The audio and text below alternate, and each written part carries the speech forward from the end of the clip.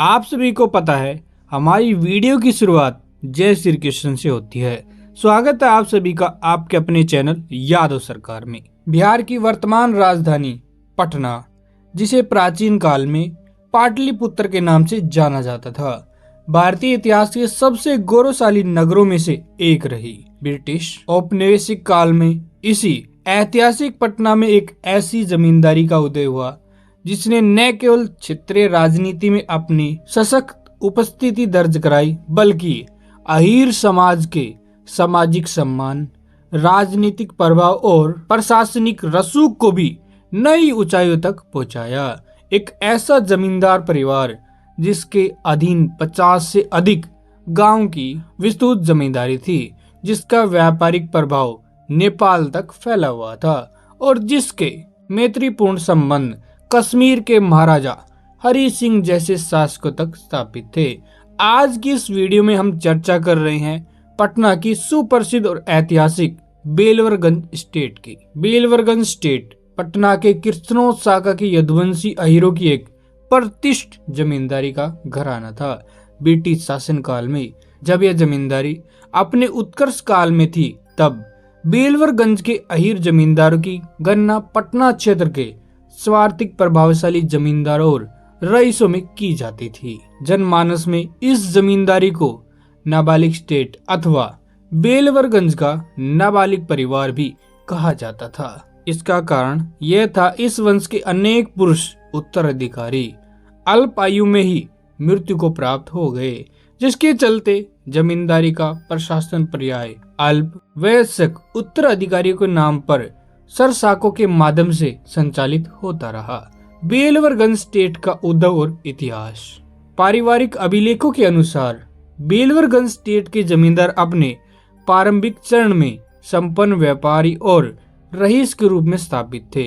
जमींदारी की स्थापना के उपरांत भी 20वीं शताब्दी के प्रारंभिक दशकों तक उनका व्यापारिक प्रभाव तत्कालीन बिहार से लेकर नेपाल के विभिन्न क्षेत्रों तक विस्तृत रहा। कोयला, लकड़ी तथा अन्य वाणिज्य गतिविधियां उनकी आय और सामाजिक प्रतिष्ठा के प्रमुख स्रोत थी। उस कालखंड में बेलवरगंज के अहीर रईसों के मैत्रीपूर्ण संबंध प्रमुख मुस्लिम नवाबी वंशजों से संबंध मुस्लिम जमींदारी के साथ स्थापित थे।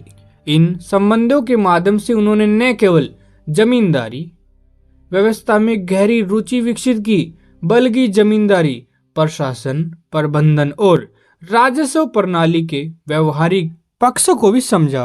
ब्रिटिश शासन काल में बेलवरगंज के अहीर रईसों ने नीलामी के माध्यम से अनेक छोटी बड़ी संपत्ति अर्जित की, जिनके आधार पर क्रमश बेलवरगंज स्टेट की नींव रखी गई। ऐतिहासिक स्रोतों में इस जमींदारी की प्रभाविक निर्माताओं के रूप में बाबू नेकचंद भगत एवं बाबू विद्याल भगत का नाम विशेष रूप से उल्लेखित मिलता है।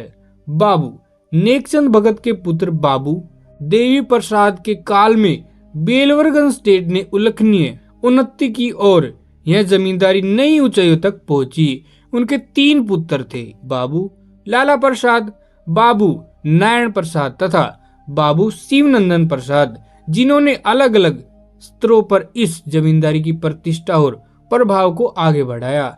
बाबू लाल प्रसाद ने पटना के गुलजार बाग क्षेत्र में बेलवरगंज नाटक मंडली नामक एक नाट्य संस्था की स्थापना की थी, जिसे स्थानीय स्तर पर लल्ला बाबू का क्लब भी कहा जाता था। प्रदेश में आधुनिक हिंदी रंगमंच के विकास और उसे संगठित स्वरूप प्रदान करने में बाबू लल्ला प्रसाद की भूमिका विशेष रूप से उल्लेखनीय मानी जाती है। बाबू लल्ला प्रसाद के निस्तान निधन के पश्चात बेलवरगंज स्टेट की जमींदारी की बागडोर उनके मंझेले भाई बाबू नारायण प्रसाद के कंधों पर आ गई।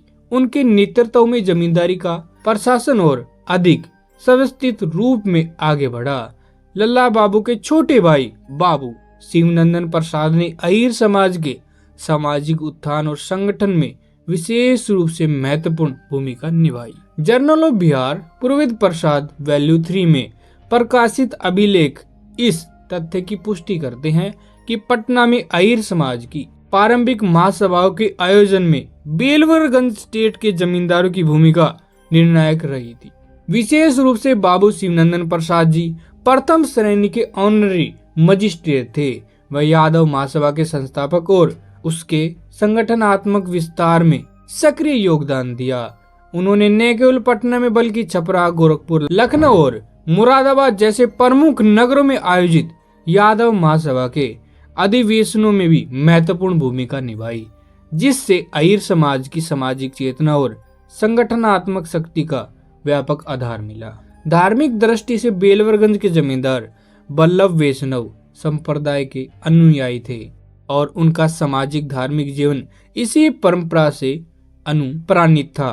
बाबू नारायण प्रसाद व बाबू शिवनंदन प्रसाद के काल में बेलवरगंज ड्योढ़ी में वल्लभ वैष्णव परंपरा के एक महान संत का आगमन हुआ, जिनसे प्रभावित होकर बाबू शिवनंदन प्रसाद के पश्चात उनके वंशजों ने अपने नाम के साथ वल्लभ का उपनाम अपनाया। 20वीं शताब्दी की एक महत्वपूर्ण British report on words encumbered trust and attached east in the province of Bihar and Odisha के अनुसार बेलवरगंज स्टेट के जमींदार बाबू नारायण प्रसाद रईस के आधिकारिक क्षेत्र में कुल 35 गांव थे, जिनमें से 31 तत्कालीन पटना जिले में तथा शेष पड़ोसी जिले में स्थित थे। इसी रिपोर्ट के अनुसार 31 मई 1919 को बेलवरगंज स्टेट के जमींदार बाबू नारायण प्रसाद का निधन हो गया। उनके पश्चात उनके एकमात्र उत्तराधिकारी उनके भतीजे बाबू बर्ज पल्लव प्रसाद थे, जो उस समय मात्र 8 वर्ष के थे। बाबू बर्ज बल्लभ प्रसाद के पिता एवं बाबू नारायण प्रसाद के छोटे भाई बाबू शिवनंदन प्रसाद का देहांत भी 1919 से पूर्व ही हो चुका था। अल्पायु उत्तराधिकारी होने के कारण बेलवरगंज स्टेट की जमींदारी को कुछ वर्षों के लिए कोर्ट ऑफ ऑर्डर्स के अधीन रखा गया, ताकि संपत्ति और प्रशासन का समुचित, सुरक्षित तथा विधि सम्मत प्रबंधन किया जा सके। बाबू बर्ज बल्लभ प्रसाद के बालिक होने के पश्चात बेलवरगंज स्टेट की जमींदारी पूर्णतः उनके अधीन आ गई। शीघ्र ही उनका नाम बिहार के प्रतिष्ठित और प्रभावशाली जमींदारों में आदर के साथ लिया जाने लगा। उनके ठाट बाट और सामाजिक रुतबे का अनुमान इस तथ्य से लगाया जा सकता है कि उनके पास दर्जनों हाथी और घोड़े थे, जो उस समय संपन्नता और प्रतिष्ठा के प्रतीक माने जाते थे। वैष्णो देवी की यात्रा के दौरान उनके मित्र कश्मीर रियासत के अंतिम शासक महाराजा हरि सिंह हुए। उस काल में वैष्णो देवी का मार्ग अत्यंत दुर्गम और अविकसित था। खराब रास्ते, गड्ढे और अव्यवस्था आम बात थी। ऐसे में बाबू बर्ज बल्लभ प्रसाद रईस ने अपनी यात्रा के दौरान मार्ग निर्माण में भी योगदान दिया, जिससे तीर्थ यात्रियों को सुविधा प्राप्त हुई। बेलवरगंज स्टेट केवल अपनी रईसी और शान शौकत के लिए नहीं, बल्कि जन कल्याण और परोपकार की परंपरा के लिए भी जाना जाता था। लोक स्मृति के अनुसार बेलवरगंज स्टेट के जमींदार बाबू बर्ज बल्लभ प्रसाद रईस पर्याय स्वयं अथवा अपने किसी विश्वास पात्र सेवक के माध्यम से संध्या समय अपने हवेली के बाहर बैठकर आसपास के क्षेत्र पर दृष्टि रखते थे। यदि किसी घर से चूल्हे का धुआं उठता दिखाई नहीं देता था, तो वह समझ जाते थे कि उस परिवार के यहाँ भोजन नहीं बना। ऐसी स्थिति में बिना किसी औपचारिकता के उस घर तक साग सब्जी और अन्य भिजवाने की व्यवस्था कर दी जाती थी। बाबू बर्ज बल्लभ रईस का प्रथम विवाह पटना सिटी के एक प्रतिष्ठित अहीर रईस परिवार राय साहब वल्लभ दास की पुत्री से संपन्न हुआ था। दुर्भाग्यवश विवाह के कुछ ही महीनों पश्चात गंभीर बीमारी के कारण उनका निधन हो गया। उसके उपरांत बाबू बर्ज बल्लभ रईस का दूसरा विवाह उत्तर प्रदेश के एक संपन्न यादव घराने की पुत्री विद्यावती देवी से हुआ, जो आगे चलकर MLC भी रही और उन्होंने अपना जीवन जन सेवा को समर्पित किया। पारिवारिक संबंधों की दृष्टि से उन्होंने अपनी बहन का विवाह अत्यंत धूमधाम से उत्तर प्रदेश के सिद्धार्थनगर स्थित प्रतिष्ठित सूर्य कुंडिया स्टेट के अहीर जमींदार बाबू शंभू चंद्र रावत से संपन्न करवाया। उल्लेखनीय है कि उनके बड़े ताऊ स्वर्गीय बाबू श्री लल्ला प्रसाद का विवाह भी इसी सूर्यकुंड स्टेट में हुआ था, जिससे दोनों जमींदार परिवारों के बीच घनिष्ठ संबंध स्थापित हुए। बाबू ब्रज बल्लभ प्रसाद रईस जी को विद्यावती देवी जी से 2 पुत्र हुए, बाबू गिरिराज बल्लभ एवं बाबू नवनीत बल्लभ। दोनों पुत्र नाबालिग थे तभी बाबू ब्रज बल्लभ की मृत्यु हो गई। ऐसी अवस्था में उनके दूर के रिश्तेदार श्री नंदू यादव जी ने जमींदारी की बागडोर कुछ समय तक श्रीमती विद्यावती देवी की आज्ञा से अच्छे से संभाली। इसी बीच देश आजाद हुआ और फिर से जमींदारी प्रथा समाप्त कर दी गई।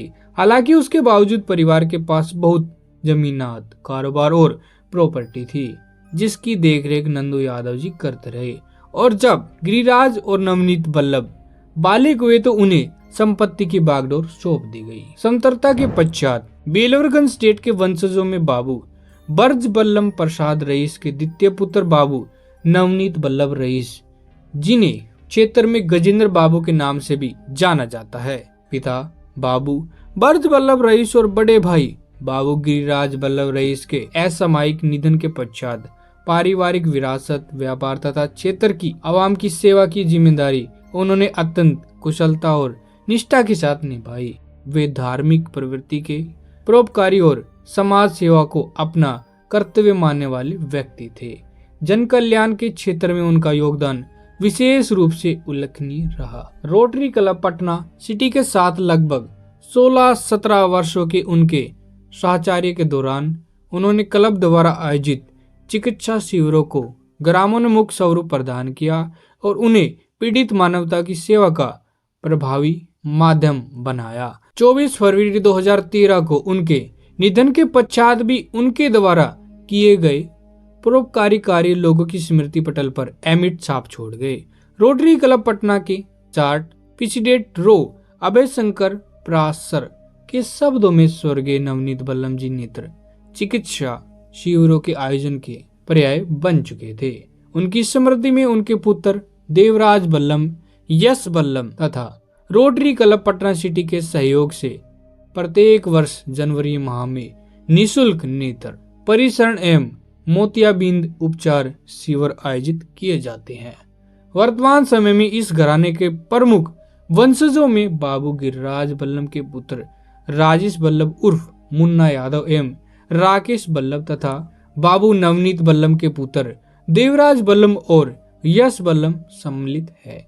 ये सभी वंशज आज भी जन कल्याण, परोपकार और सामाजिक कार्यों में सक्रिय रहते हुए अपने पूर्वजों की परंपरा का निर्वहन कर रहे हैं तथा श्री कृष्णवंशी यादव महासभा के संचालन में महत्वपूर्ण भूमिका भी निभा रहे हैं। इस वीडियो में प्रस्तुत समस्त विवरण मुख्यतः ब्रिटिश रिपोर्ट, विभिन्न पुस्तक के अलावा बेलवरगंज जमींदार परिवार के वंशज देवराज बल्लभ, राकेश बल्लभ एवं अन्य पारिवारिक स्रोतों से प्राप्त जानकारी पर आधारित है।